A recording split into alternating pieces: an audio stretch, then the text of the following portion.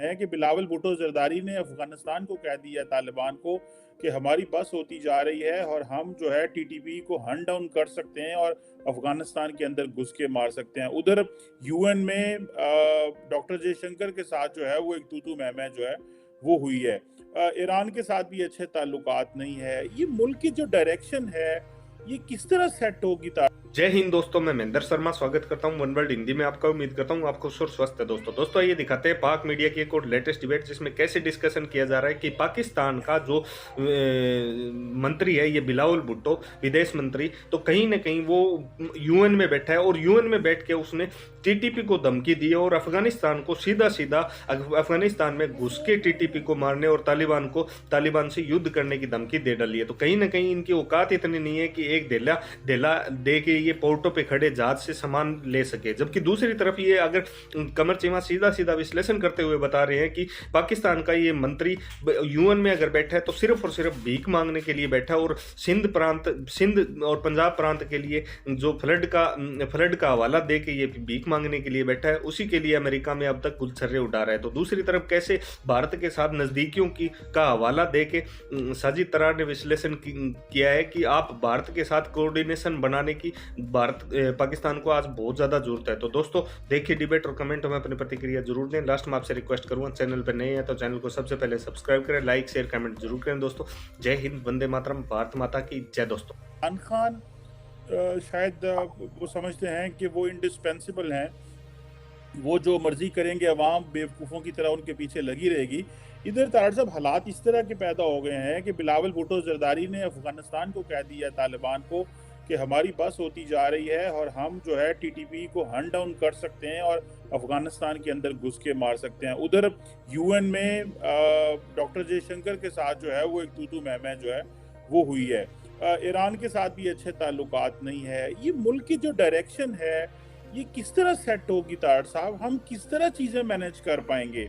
इमरान, आज मैं देख रहा था कि आज भी मेरा ख्याल है कोई यूएन ने कहा हुआ है कि जो एड पाकिस्तान को देनी है वो 15% और बिलावल भुट्टो ज़रदारी जो न्यूयॉर्क में बैठे हुए हैं, वो बेसिकली यूएन की एड के सिलसिले में बैठे हुए हैं कि वो एड आए, क्योंकि बहुत सारा पैसा इनका सिंध में जाना है, क्योंकि सिंध में बड़े फ्लड्स आए हैं, तो ये कुछ डेवलपमेंट करा लें अगले, और साथ में सीवी भी अपनी बेहतर कर रहे हैं। तो हमने फिर किधर जाना है कि यूएन का और बाकी मुल्कों का पैसा आ नहीं रहा, लोग हमारे डूबे हुए हैं, बच्चे जो है वो माल न्यूट्रिशन की तरफ जा रहे हैं, खवातीन को जो है वो प्रॉपर खुराक नहीं मिल रही वहाँ पे फ्लड्स में, और एलीट की लड़ाइयाँ ऐसे जैसे लाहौर में ही सारा पाकिस्तान बसता है। तो हम फिर यहाँ से आगे कैसे जाएं? और जो मिलिट्री लीडरशिप है वो खामोश है। जनरल बाजवा अंडर प्रेशर है और जो बोलता है उसका या वो चैनल बंद कर देते हैं या उसको ऑफ कर देते हैं। तो डायरेक्शन क्या सेट हो रही है? आप ये भी बताइएगा, क्या हुकूमत ये इलेक्शन वगैरह लड़ेगी या कि दोबारा इन्हीं को कहेगी जी ठीक है आप लड़ लें और फिर असम्बलियों में आ जाएं? ये डायरेक्शन क्या बन रही है? इंडिया के हवाले से बताएं, ये जो डॉक्टर जयशंकर के साथ ये जो थोड़ा सा हुआ, और अफगानिस्तान का जरा बताएं कि ये क्या हो रहा है। अगर हमें अफगानिस्तान भी हमला करना पड़ गया तो हमने फिर 50 साल क्या किया, इसमें भी कोई बात नहीं करता। चीमा साहब, अगर कोई डायरेक्शन होती, मतलब कंट्री की कोई डायरेक्शन होती, तो हम इस पॉइंट पे ना पहुंचते। हमारे we are directionless people, we are hopeless, directionless, faithless, we are. मैं क्या कहूँ, हमारे इस वक्त आपका सबसे बड़ा इशू जो है वो आपका इखलाकी मसला है। आप इखलाकियात को बिल्कुल, क्योंकि देखें जब अखलाकियात ही नहीं तो आप नेशनलिज्म कहां से आएगा? जब अखलाकियात ही नहीं तो वो आप मोरालिटी का इशू है इस वक्त सबसे बड़ा। और देखा जाए, अगर जितनी मेहनत से हमने मांगने आते हैं, अगर इतनी मेहनत से हम एक्सपोर्ट बढ़ाना शुरू कर दें, अगर इतनी मेहनत से हम कोशिश करें कि यार हमने अपने पांव पे खड़ा होना, तो बांग्लादेश भी तो खड़ा हो गया अपने पांव पे ऊपर। चाइना भाग भाग के जाते हैं केक बैक लेने, कमीशनें लेने, 50 साल में देखिए वो कहां चला गया। लेकिन हकीकत मसला इस वक्त हर पाकिस्तानी को मसले का पता है, क्योंकि हर पाकिस्तानी के हाथ के अंदर स्मार्टफोन है। हर पाकिस्तानी को पता है कि ये सारे फ्रॉडिये हैं, ये लूट रहे हैं, ये खा पी रहे हैं। रोजाना खबरें आती हैं, एंकर निकाल के स्टोरियां बताते हैं कि फला ये खा गया, फला ये खा गया, इतने ठेके ले गया, ये कर गया, वो कर गया। लेकिन ये कि अब इस वक्त मेरे ख्याल में वी हैव बिकम इम्यून। हम ये रिश्वत को हमने अपने कल्चर का हिस्सा बना लिया, करप्शन को कल्चर का हिस्सा बना लिया है, और मुल्क को खाना, तबाह करना, फ्रॉड, ये this is what has gone into our in our bone marrow, in our blood now. अब असल में कोई हम ऐसे लोग हैं, हम किसी बड़े हादसे का इंतजार कर रहे हैं ताकि आके वो शेकअप करे पाकिस्तान को। And that's what we're expecting। अब देखें, एक कंट्री है, तरक्की उसने क्या करनी है, आपने बिल्कुल सही फरमाया।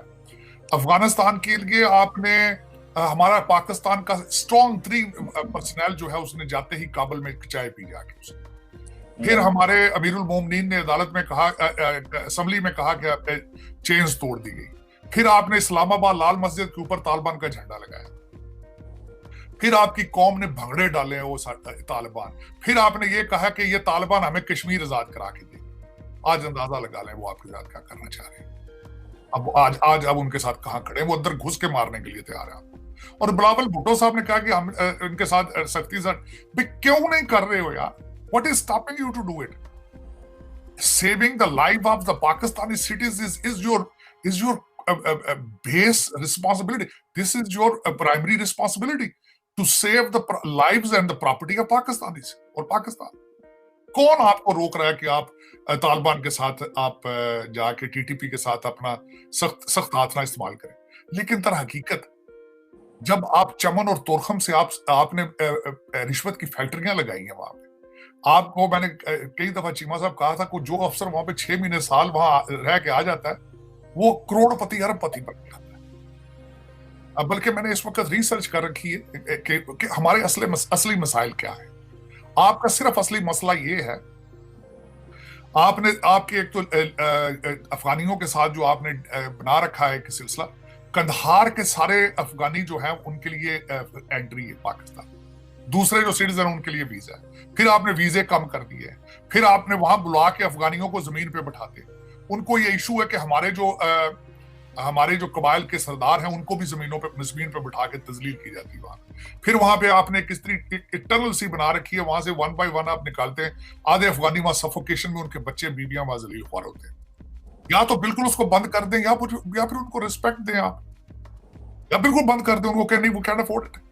और दूसरा, you have to take the firm decision, you have to make up your mind. इस तरह मुल्क नहीं चलते या इस तरह बॉर्डर नहीं चलते।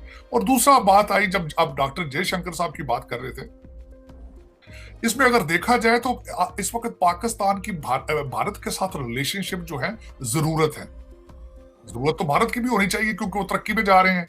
और पड़ोस के साथ ऐसे ही खामखा में एंगेज करना अपनी तरक्की को रोकने के मुतरादिफ है। लेकिन मैं समझता हूं कि इस वक्त पाकिस्तान को ना सिर्फ भारत, ईरान के साथ भी रिलेशनशिप ठीक करना चाहिए, अफगानिस्तान के साथ, और जो चाइना के साथ आपने हाथ कर दिया वो भी ठीक करना चाहिए। 26 करोड़ रुपए आप खा गए उनका, 26 करोड़ डॉलर, 26 बिलियन डॉलर आप उनका खा के डकार मार गए हैं, बल्कि उल्टे उनके शहरियों को मारते रहेगा। आपको चाहिए उनके साथ भी रिलेशनशिप ठीक करें। और दूसरा, आप बिल्कुल भी पाकिस्तान तरक्की नहीं कर सकेगा जब तक हमसायों के साथ रिलेशनशिप ठीक नहीं करें। और ये जो फिलॉसफीज 2-3 थी चीमा साहब, मैं ऐड करना चाहूंगा उसमें कि पिछले 30-40 साल में पाकिस्तान ने दहशतगर्दी से पैसे बनाए, पूरी दुनिया को दहशतगर्दी बेची कि देखें हम कितने खतरनाक हैं।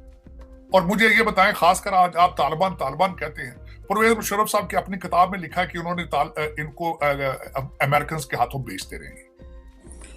अब मैं ये बताएं, जो वॉर लॉर्ड इस वक्त गुटानामो बे से हटके पीछे गए हैं, 20-20 साल जेलों में रह के गए, आपका क्या ख्याल है वो आपके लिए वहां आपके लिए दुआएं कर रहे हैं, वो खत्म पढ़ रहे हैं थोड़े वास्ते? वो कहते हैं आपने हमसे हर जगह बेचा आपने। और दूसरी साइड पे ये एक इशू ये था कि आपने अफगानिस्तान से पैसे बनाते रहे, दहशतगर्दी के वेस्ट से आप निचोड़ते रहे, वेस्ट को डॉलर पाउंड यूरो बनाते रहे उनसे। दूसरा, हमेशा आपने कश्मीर के साथ भी डबल गेम की।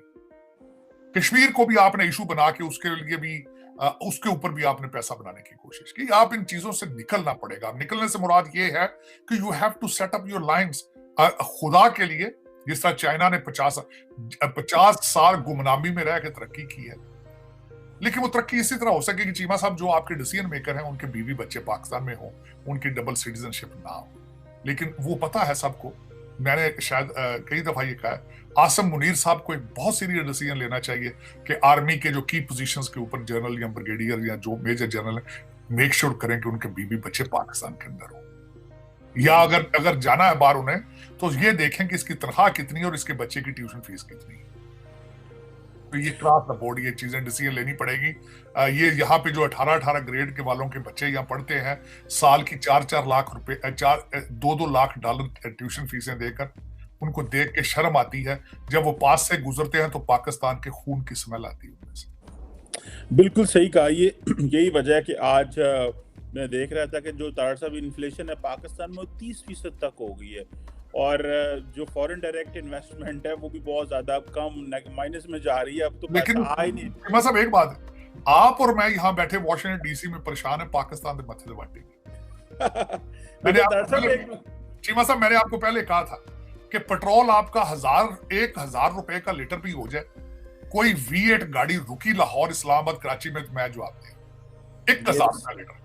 सही कह रहे हैं। और आज अगर रोटियां डॉलरों में बिकनी शुरू हो जाएं इन 3 शहरों में, लाहौर, कराची, इस्लामाबाद, अगर किसी के माथे पे बालू हाथ बताया, उसकी वजह यह है कि करप्शन का इतना पैसा है। आप ये सोचें जरा, कभी आपके कंटेनरों में डॉलर जाते रहे अफगान पीरियड में, वो डॉलर किधर? कुछ तो बैंकों में पड़े, कुछ तो लोगों के तहखानों में पड़े, कुछ की रजाइयों और सरानों में पड़े।